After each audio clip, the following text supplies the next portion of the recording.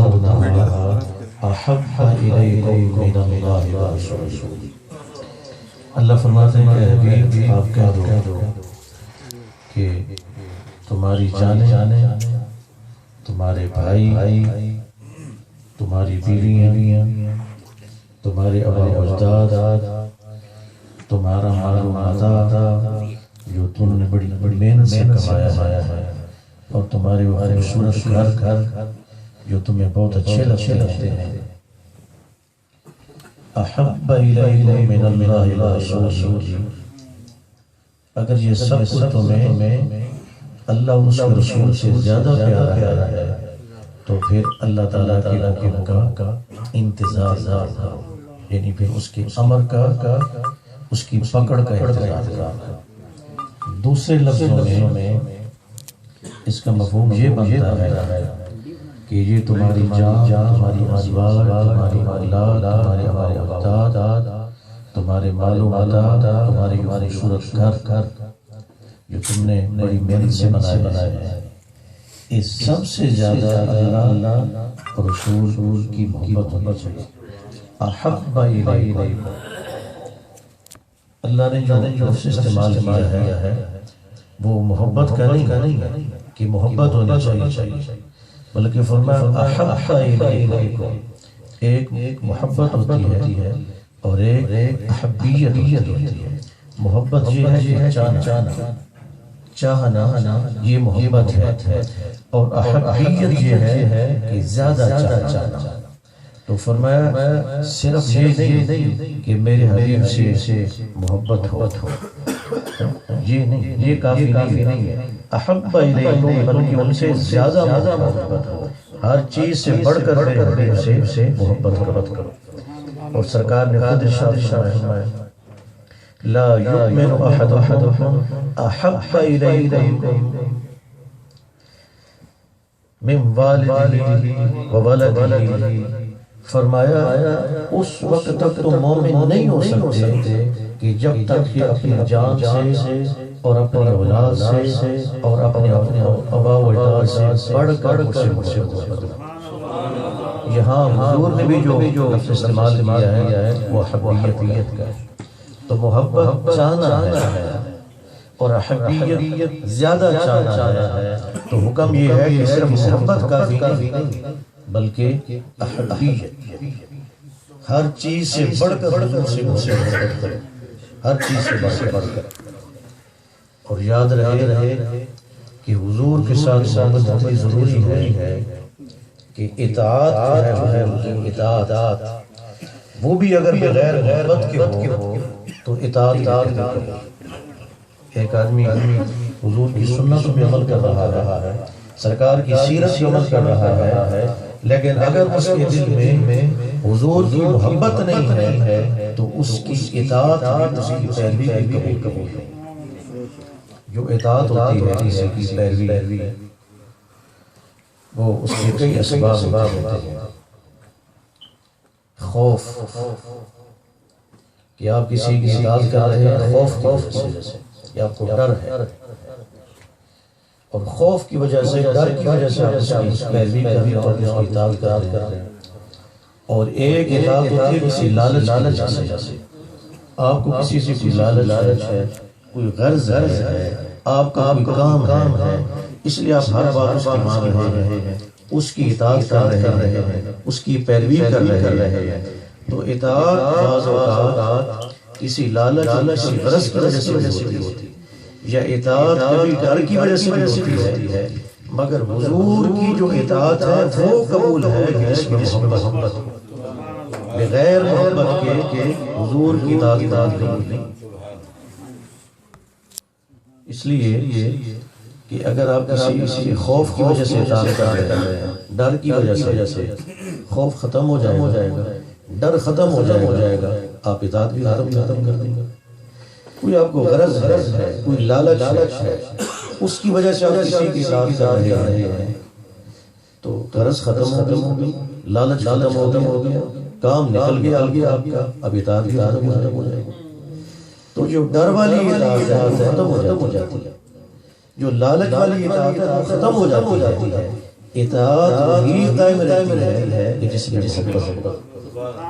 تو فرمایا کہ میرے حبیب کے ساتھ محبت کرو، بلکہ احبیت سب سے زیادہ ان سے محبت کرو، اور ان کی اطاعت میں وہ قبول کروں گا کہ جس میں محبت ہو. آپ کے ذہن میں یہ بات آئے گی کہ جو محبت ہوتی ہے یا تو وہ حسن و جمال کی وجہ سے ہوتی ہے، یا وہ کسی کمال کی وجہ سے ہوتی ہے. تو یہ بھی تو ہو سکتا ہے کہ آپ اس سے حسن و جمال کی وجہ سے محبت کر رہے ہیں، یا اس کے کمال کی وجہ سے محبت کر رہے ہیں. یہ کمال جاتا رہے، یہ حسن و جمال جاتا رہے تو محبت ختم ہو جائے. دنیا میں دیکھا گیا ہے ایک آدمی کسی سے بڑی محبت ہے، لیکن جب جس سے محبت کر رہا ہے اب اس کا حسن و جمال نہیں رہا، اب اس کی عمر ڈھلنے لگی ہے، اب اس کی ایج بڑی ہو گئی ہے، محبت ختم ہو گئی. کسی میں کوئی کمال ہے، بڑا اچھا باکسر ہے، بڑا اچھا پلیر ہے، بڑی اچھی وہ قرات کرتا ہے، بڑی اچھی وہ نعت گاتا ہے. اب وہ بوڑھا ہو گیا ہے، آواز نہیں رہی، اب وہ سوز نہیں رہا، اب وہ ریٹائر ہو گیا، باکسنگ نہیں کرتا، اب وہ کھیلتا نہیں ہے. یہ کمال ختم ہو گیا ہے تو محبت ختم ہو جاتی ہے، لوگ بھول جاتے ہیں. تو صاحب یہ سوال پیدا ہوتا ہے نا کہ محبت ہوتی ہے کسی کمال کی وجہ سے یا حسن و جمال کی وجہ سے. وہ کمال ختم ہو گیا، حسن و جمال ختم ہو گیا تو محبت بھی تو ختم ہو سکتی ہے. ہاں اصول ہے، یہ ایسے ہو سکتا ہے کہ حسن و جمال ختم ہو جائے، منال ختم ہو جائے، کمال ختم ہو جائے تو محبت بھی ختم ہو جاتی ہے. لیکن عرض یہ ہے کہ ہم جس ہستی کی محبت کا ذکر کر رہے ہیں، جس ذات کا ہم ذکر کر رہے ہیں، ان کے ہاں کی شان یہ ہے کہ وہاں تو کمال ہی کمال ہے، زوال نہیں. نعرہ تکبیر، اللہ اکبر، نعرہ رسالت، یا رسول اللہ، نعرہ رسالت، یا رسول اللہ. جس کی محبت کا ہم ذکر کر رہے ہیں، جس ہستی اور جس ذات کا ہم ذکر کر رہے ہیں، ان کے ہاں تو کمال ہی کمال ہے، زوال کا سوال ہی نہیں. اس لیے اللہ رب العالمین نے خود ارشاد فرمایا بل الآخرۃ خیر لک من الأولى. کملی والے آپ کا مقام و مرتبہ تو یہ ہے کہ آپ کے لیے ہر آنے والی گھڑی جو ہے وہ پہلی سے ہے. بل الآخرۃ خیر لک من الأولى. ہم آپ کی ناطق ترتیب سے سنتے ہیں، میری گفتگو کی توجہ سے سنتے ہیں. بل الآخرۃ خیر لک من الأولى. فرمایا کملی والے تیری شان یہ ہے کہ تیرے لیے ہر آنے والا لمحہ پہلے سے ہے. تو تیری ذات میں تو کمال ہی کمال ہے، وہاں تو زوال کا سوال ہی پیدا نہیں ہوتا. تو سرکار سے صرف محبت کافی نہیں بلکہ احبیت. سرکار کو صرف چاہنا کافی نہیں بلکہ سب سے زیادہ چاہنا. نہ ادا ضروری ہے، نہ قضا ضروری ہے، مصطفیٰ سے وفا. اور اقبال نے کہا کہ مغز قرآن روح ایمان جان ہست حب رحمت اللہ. اقبال کہتا ہے کہ دین کی جو روح ہے، ایمان کی جو جان ہے، یہ قرآن کا جو مغز ہے، یہ سرکار کی محبت. سرکار کی محبت نہیں تو کچھ ایک صحابی ہیں حضرت بلال. آخری وقت آیا ہے، وفات کا وقت آیا ہے، تو جو آپ کی زوجہ محترمہ ہے انہوں نے دیکھا کہ بلال کی روح آواز کرنے والی ہے، سانسیں اکڑ رہی ہیں، بلال کلمہ پڑھ رہا ہے، اس کا مطلب ہے کہ بلال جا رہا ہے. انہوں نے کہا واہ خزانہ، ہائے افسوس کہ بلال دنیا سے جا رہا ہے. ہائے غم ہائے غم ہائے افسوس بلال جا رہا ہے۔ جب حضرت بلال حبشی نے یہ سنا تو کہا واہ ہائے خوشی کا موقع، خوشی کا موقع، خوشی کا موقع۔ زوجہ محترمہ بیوی پاک رونے لگی کہ بلال کیا کہتے ہو؟ جب گھرانے کا سربراہ چلا جاتا ہے تو خاندان اجڑ جاتے ہیں، گھرانے اجڑ جاتے ہیں۔ تم دنیا سے جا رہے ہو اور کہہ رہے ہو خوشی کا موقع ہے، یہ خوشی کا موقع ہے، ہمیں افسردہ کر کے جا رہے ہو اور کہتے ہو خوشی کا موقع ہے۔ حضرت بلال حبشی کہتے ہیں تمہیں معلوم نہیں میں کہاں جا رہا ہوں؟ ادھر میری روح پرواز کرے گی، ادھر میں کملی والے سے میں تو کملی والے سے چمک اٹھا ستارہ تیرے مقدر کا، چمک اٹھا ستارہ تیرے مقدر کا، حبش سے اٹھا کر حجاز میں لایا، اور کس کو دیکھتا رہنا تھا نماز تیری، اور کس کو دیکھتے رہنا تھا نماز تیری، تیری غلامی کے بدلے ہزار۔ یہ صحابہ سے محبت ایران کا محاذ ہے اور صفیں ترتیب دی جا رہی ہے۔ ایک سپاہی سپہ سالار کے پاس آتا ہے، وہ بھی سپاہی بھی سیاسی ہے، اور آ کر کہتا ہے کہ سپہ سالار بڑا عرصہ گزر گیا، اب صبر نہیں ہو سکتا، سرکار کی جدائی برداشت نہیں ہو سکتی، بڑا عرصہ گزر گیا ہے۔ سپہ سالار کہتا ہے کہ تم کیا کہنا چاہتے ہو؟ سپاہی عرض کرتا ہے آج میں جانا چاہتا ہوں، آج میں لڑ کر اور شہادت کا درجہ پا کر میں سرکار کے قدموں میں جانا چاہتا ہوں۔ اب جدائی برداشت نہیں ہوتی، آج موقع ملا ہے، صفیں تیار ہیں، سامنے بھی فوج ہے، آج میں لڑ کر، آج میں جان دے کر سرکار کے قدموں میں جانا چاہتا ہوں، حضور کی بارگاہ میں حاضر ہونا چاہتا ہوں۔ اس سپاہی کا عقیدہ تھا، اب سپہ سالار کا عقیدہ سنیے، وہ کہتا ہے اگر تم حضور کی بارگاہ میں جانا چاہتے ہو تو جاؤ، اور سرکار کی بارگاہ میں جا کر میرا سلام حضور کی بارگاہ میں عرض کرنا اور کہنا کہ یا رسول اللہ آپ نے جو وعدے فرمائے تھے اللہ نے وہ پورے کر دیے، جو آپ نے وعدے فرمائے تھے وہ اللہ نے کر دیے، سرکار کو یہ میرا پیغام دینا۔ تو حضور کے ساتھ صحابہ کرام کی یہ محبت، یہ عقیدت تھی۔ ایک صحابی آتا ہے حضور کی بارگاہ میں اور بڑا افسردہ ہے، چہرہ اترا ہوا ہے۔ سرکار نے فرمایا کیا ہوا ہے؟ کیوں غمزدہ نظر افسردہ نظر آتے ہو؟ عرض کرتا یا رسول اللہ آج ایک خیال آ گیا ہے اور وہ پریشان کر رہا ہے، اس نے غمزدہ کر دیا ہے۔ حضور نے فرمایا کیا سوچا ہے، کیا خیال ہے؟ عرض کی یا رسول اللہ پہلے ایسا ہوتا ہے کہ گھر میں بیٹھے ہوتے ہیں، آپ کو دیکھنے کو جی چاہتا ہے، کام کاج چھوڑتے ہیں، آتے ہیں، اپنی آنکھوں کی پیاس بجھاتے ہیں، جا کے کام کاج کرنا شروع کر دیتے ہیں، اپنے کھیتوں میں ہوتے ہیں، ہل چلا رہے ہوتے ہیں، باغوں میں گوڈی کر رہے ہوتے ہیں، کھجوریں اتار رہے ہوتے ہیں۔ یا رسول اللہ آپ کی یاد سلاتی ہے، کام وہی چھوڑتے ہیں، مسجد نبوی میں آتے ہیں، آپ کا دیدار کرتے ہیں، اپنی آنکھوں کی پیاس بجھاتے ہیں، گھر میں چلے جاتے ہیں۔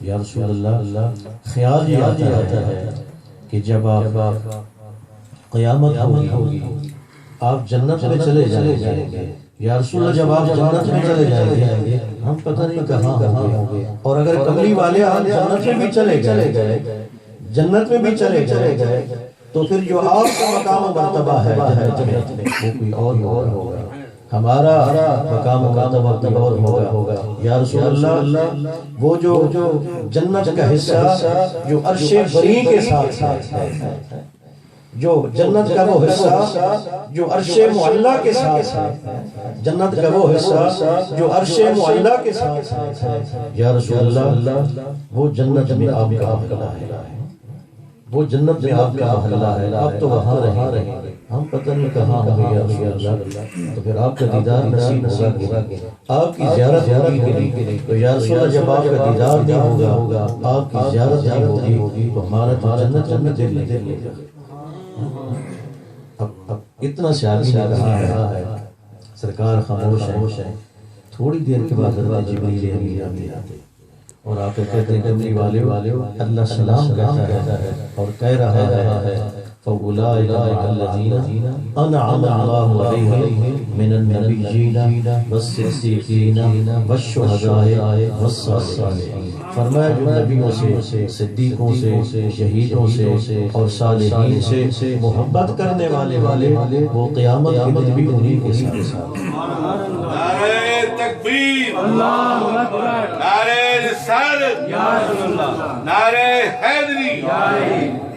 آج ہم حضور کی نعتیں پڑھ رہے ہیں، سرکار کی قصیدے پڑھ رہے ہیں، سرکار کا میلاد منا رہے ہیں، سن رہے ہیں، حضور کے ساتھ اپنی محبتوں کا، اپنی عقیدتوں کا اظہار کر رہے ہیں۔ میرا ایمان ہے کہ جس کے ساتھ آپ محبت کر رہے ہیں، جس کی محبت میں یہاں آئے بیٹھے ہیں، جس کی محبت میں شمیم صاحب ہمارے بھائی اور دیگر لوگ نیو یارک سے آئے ہیں، یہاں اب کام کاج چھوڑ کے آئے ہیں، قیامت کے دن جنت میں انہیں کے ساتھ انہیں کے قدموں میں ہوں گے۔ تو وہ جو ولی صاحب نے نعت پڑھی تھی وہ قابل غور ہے، وہ عقیدے کی بات ہے، وہ ایمان کی بات ہے کہ نہ ادا ضروری ہے، نہ قضا ضروری ہے، کملی والے سے وفا ضروری ہے۔ حضرت علی جو تھے وہی مسئلہ تو جانتے تھے۔ حضرت علی سے بڑا عالم کون ہو سکتا ہے؟ سرکار نے عصر کی نماز پڑھ لی ہے اور حضرت علی مولا شیر خدا نے عصر کی نماز نہیں پڑھی ہے، اور سرکار دو عالم علیہ السلام حضرت علی کی ران پر سر مبارک رکھ کے تو آرام کر رہے ہیں اور سورج غروب ہونے والا ہے۔ حضرت علی ادھر چہرہ انور کو دیکھتے ہیں اور ادھر سورج کو دیکھتے ہیں کہ میں نے عصر کی نماز پڑھی ہے، کیا رسول اللہ کو اٹھاؤں کہ میری نماز قضا نہ ہو جائے؟ کیا فیصلہ کروں، کیا کروں میں؟ ایک طرف سرکار کا آرام ہے، حضور کا ادب ہے، سرکار کی تعظیم ہے، ایک طرف عصر کی نماز ہے، فرض ہے، سورج غروب ہو رہا ہے۔ دل و دماغ کہتا ہے، دماغ کہتا ہے کہ علی نماز فرض ہے، اللہ نے فرض کی ہے، سورج غروب ہو رہا ہے، نماز قضا ہو جائے گی، رسول اللہ کی بارگاہ میں دست کر دو، سرکار کو اٹھا دو، فرض ادا کر دو۔ مگر عشق کہتا ہے، محبت کہتا ہے کہ نہیں، نمازیں قضا ہوں پھر ادا، نمازیں قضا ہوں پھر ادا ہوں، اور نگاہوں کی قضائیں ادا ہوں۔ عشق کہتا ہے کہ علی سرکار کا چہرہ دیکھتے رہو، نماز کو حضور پہ قربان کر دو۔ سورج غروب ہو گیا ہے، حضرت علی نے نماز قربان کر دی ہے، سرکار دو عالم علیہ السلام کی نگاہیں جلیں، سرکار اٹھے۔ حضرت علی نے عرض کی کہ یا رسول اللہ میں نے عصر کی نماز نہیں پڑھی، یا رسول اللہ آپ کے ادب و احترام میں قضا پڑھوں۔ فرمایا علی قضا کیوں پڑھنی ہے؟ ایسے اشارہ فرمایا سورج پر، نہ ادا ضروری ہے، نہ قضا ضروری ہے، مصطفیٰ سے وفا ضروری ہے۔ اگر حضور سے محبت نہیں، سرکار سے عشق نہیں، حضور کا ادب و احترام اور سرکار کی تعظیم نہیں، تو پھر وہ کچھ نہیں۔ اللہ کی بارگاہ میں دعا ہے اللہ حضور کے ساتھ ہماری محبت قائم فرمائے اور اسی عقیدے پر ہماری موت آئے اور انہی کے ساتھ اللہ تعالیٰ آئے اور اللہ ہمیں جنت میں حضور کے قدموں میں جگہ چاہتا ہے۔ اب میں